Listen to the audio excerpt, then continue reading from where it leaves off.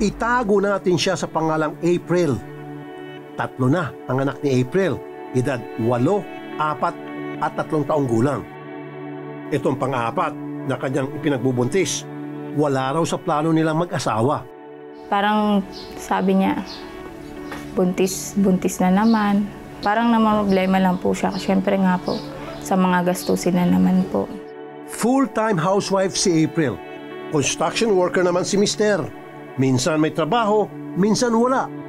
Ni isang beses, hindi nagpapacheck up si April sa doktor. Ni hindi niya alam kung ilang buwan na ang kanyang pagbubuntis. Sa tansya lang ni April, nasa 7 months na mula ng kanyang huling buwan ng dalaw. Base lang po dun sa last na menstruation ko.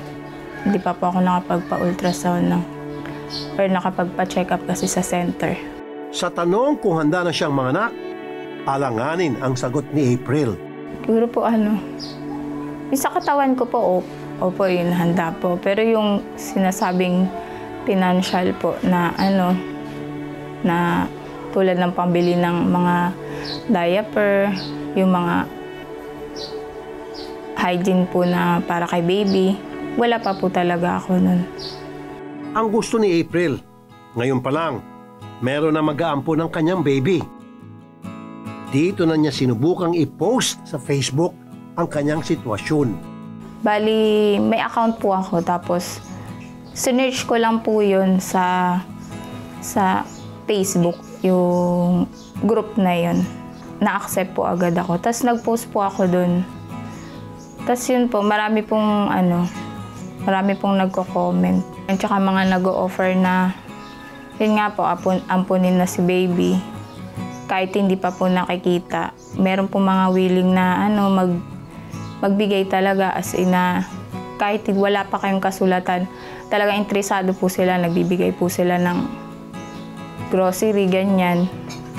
Natuklasan ni April na talagang may bayaran na nangyari. Naglalaro sa 15 to 100,000 pesos ang offer kapalit ng pag-ampun sa bata. Pero paglilinaw ni April, hindi perang habol niya. Yun sa mga offer po, meron pong pinakamababa 15,000. Tapos meron po is 30, 50 hanggang 200,000 po. Ayun po, sinasabi ko, hindi ko po siya binibenta, or ang akin lang po is mapaganda po yung buhay ng baby ko.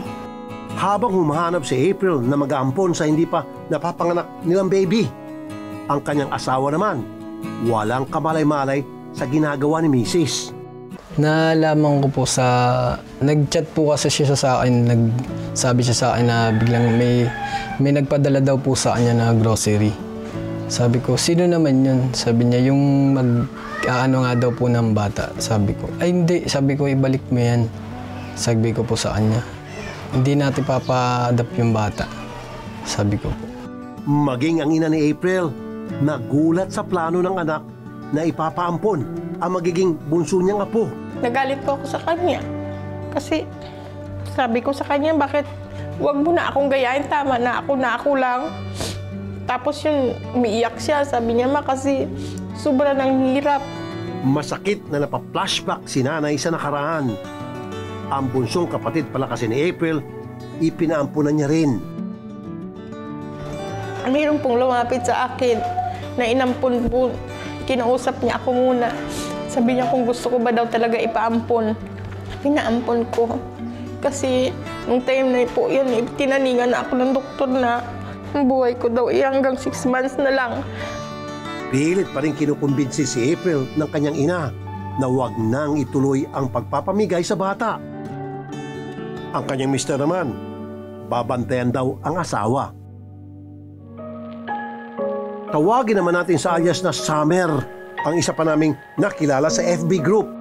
Tulad ni April, wala sa plano si Summer ang magkaanak. Naramdaman na lang daw niya na merong gumagalaw sa kanyang tiyan. Then binaliwala ako pa rin, tapos habang tumatagal, nakikita ko na lumalaki yung tiyan ko.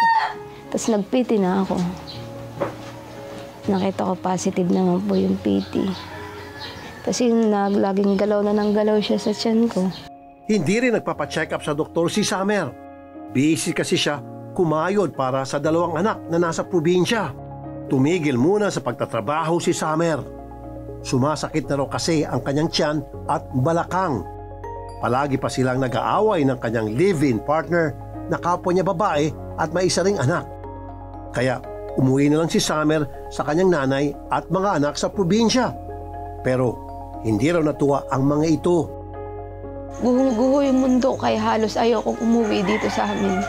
Kasi ayaw kong i-judge ako ng tao tapos iniingatan ko din yung sasabihin ng mga tao kasi ang alam dito babae yung asawa ko. Tapos hindi ko din naman ini-expect. Tapos sabi ko, hindi ko na lang kung paano ko i-explain sa pamilya ko, kung paano ko haharapin. Tapos ang inisip ko na lang kung ano yung sasabihin ng magulang ko, tatanggapin ko kasi kamalihan ko. Tapos yung parang inisip ko na din si baby, hindi naman niya kasalanan. Eh di, anuhin ko na lang, panindigan ko na lang. Hindi na itago ng nanay ni Summer ang kanyang pagkadismaya. Siyempre, magulang ako, ina ako. Hindi na siya, bakit ito'y talagang buntis, hindi na nagsasabi sa akin.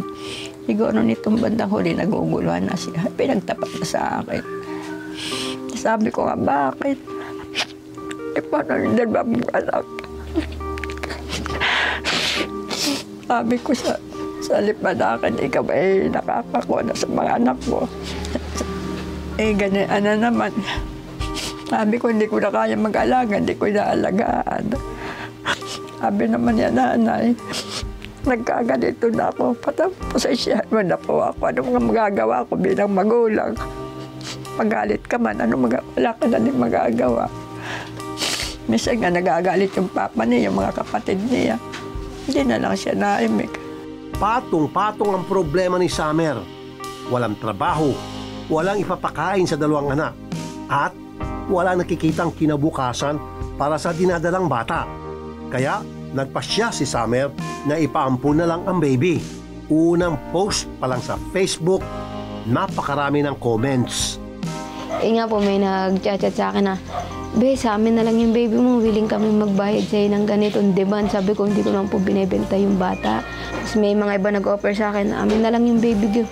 Pag baby girl yan, dudublihin namin kahit triple pa. Kung si April ayaw magpabayad, si Summer nagbigay ng presyo. Ang ginawa ko, parang dinagdagan ko lang na willing to meet up, tapos willing magbigay ng demand para pag anak ko, sila yung magbabayad ng lahat. Tapos about sa mga laboratories ko, sila din yung magbabayad. Then yung weekly financial para sa mga anak ko habang nasa kanila ako, sila yung magpapadala linggo-linggo. May 13, nag-PM na kami nung mag-a-adapt sana ng baby. Tapos sabi niya, sige, dito ka sa bahay titira. Pero yung weekly allowance ng bata, anak mo, walang problema. Tapos sabi ko, hindi naman po ako mag-presyo ng ganong kalaki. Sabi niya, sige, titriplihin ko na lang basta baby girl yan. Walang problema sa pera kasi dadalhin niya sa Amerika. Tapos parang medyo kabado na din kasi ako noon. Kasi masyadong malaki yung binibigay niya sa akin na demand. Tapos sabi niya, sige, biyahe ka na dito.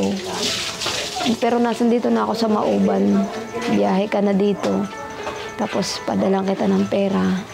Nang tanungin namin ang nanay ni Summer sa kanyang reaksyon. Siguro kung ako'y malakas pa, hindi ganito ang katayuan namin. Baka ayaw ko. Ngayon ako ganito na din. Wala na din ako hanap hanggang sa pahingi din ng mga anak. Eh, hindi ko alam kung anong gagawin ko. Masakit man mawalay. Siyempre, apo mo iyon. Hindi mo alam kung siya mapapaigi ang tayo niya, kung ano ang kanyang pupuntahan. Alam naman daw ni na April at Summer na may legal na proseso. Pero hindi naman daw sila sigurado rito. Di tulad pag sa Facebook daw sila nakipagtransaksyon. So, alam ko po labag sa batas yun. Kaso kumapit na ako sa patalim. Yun po yung nangyari sa akin.